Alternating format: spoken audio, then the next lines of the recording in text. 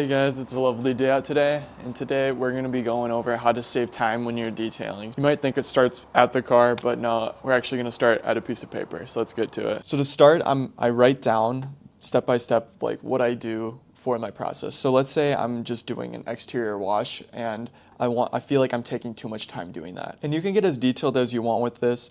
What's really going to matter is that you see that there's some kind of overlap in steps that you could maybe skip one step and then you save time when you're actually doing the work. Or maybe you're putting too much effort into a job where you really don't need to be putting so much effort. So what I'll do is I'll write one, like set up pressure washer, do a foam wash, and then I'll rinse the car, and then I'll do a hand wash, rinse the car, and then I'll dry the car, and then I'll do the wheels. So I've got 7 steps there. And I would just write them all down. So what you would do is you would basically look at your steps and try to identify ones that are unnecessary for your end result. Like previously, when I did an exterior wash, I'd set up my pressure washer, I'd foam the car, rinse it, hand wash the car, rinse it, and then I would dry it, and then I would clean the glass on the outside with the glass cleaner, and then I would do the wheels. The problem with that is, I'm taking extra time to clean the exterior glass when I already did it. So what I did is I just learned that if I dry the car really well, then I don't need to clean the exterior glass after I go through 2 phases of a wash. So you just kind of want to identify steps that might be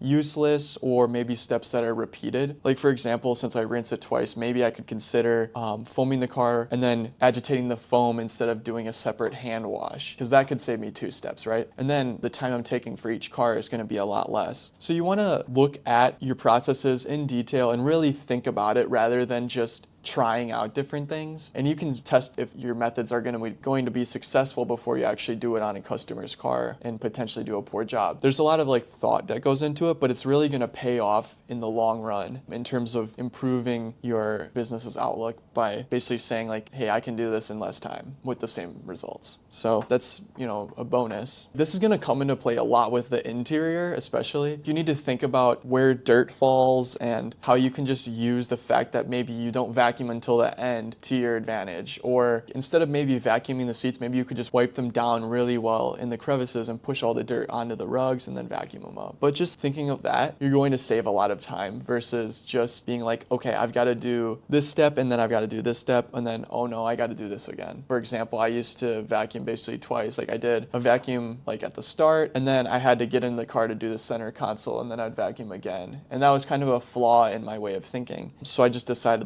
hey, if I do the dashboard and center console front windshield first, then I never have to get in the car and I won't have to vacuum it twice. So coordinate yourself and your actions so that they pay off. Another thing you can think about is the amount of tools you're using. You might think oh, if I have the best tools, then I'll just save time. And it doesn't really work like that. I find that the more tools I have to work between, the more confused I get while I'm working. For example, I have drill brushes and then I have hand brushes, and I'll find that I'll place the drill brush somewhere and then I'll place the hand brush somewhere, and then I'm like, oh shoot, where did I put that? And I'll be searching, wasting time looking for the tools that I want. Whereas if I just had one brush, then maybe it would be easier. But at the same time, you have to think about doing a good job. It's just a balance between the number of tools you use to how efficient you're going to be with those tools. I have a drill brush, I'll use that, and then sometimes I'm I need a hand brush because I literally can't get into this crevice here. Yeah, you just need to think about how you can manage your tools efficiently too, so that you're not wasting time scrambling around organizing them. And that's something that I've also noticed with larger tooling,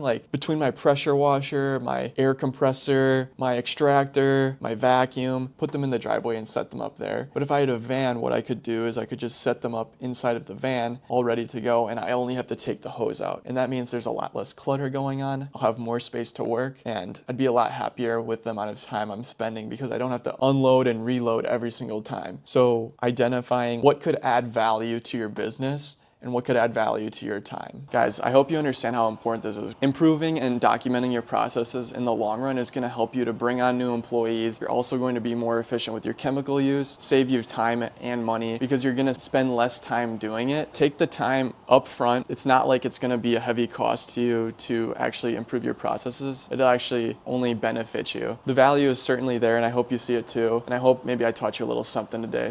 But yeah, have a good day, guys, and I'll see you later.